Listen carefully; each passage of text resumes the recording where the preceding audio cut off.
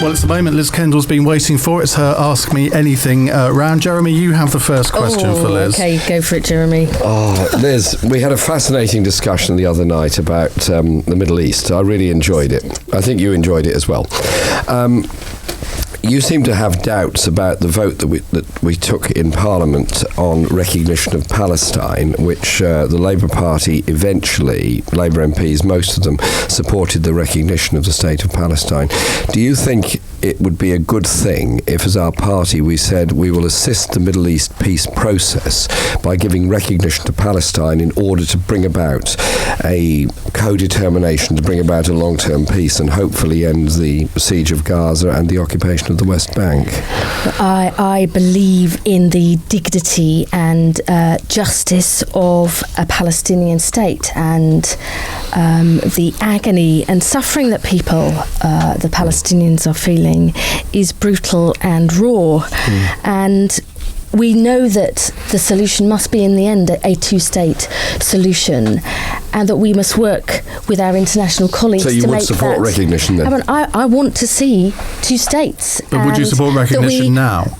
I abstained in the vote in Parliament because... There's a lot of abstaining going on, isn't there?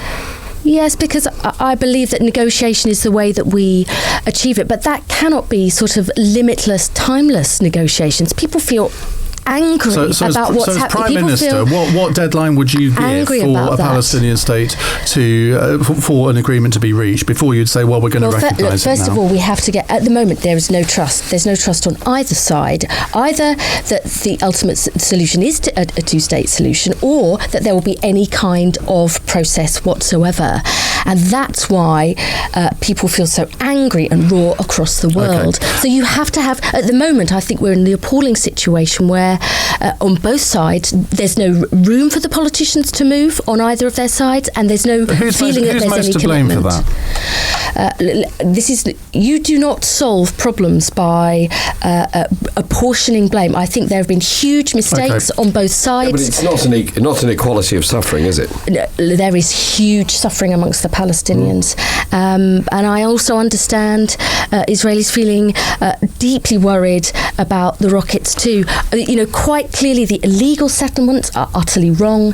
At the moment, though, we are so far away from this. I understand people's real passion about wanting to get that negotiated solution. Yvette, your question for Liz, please.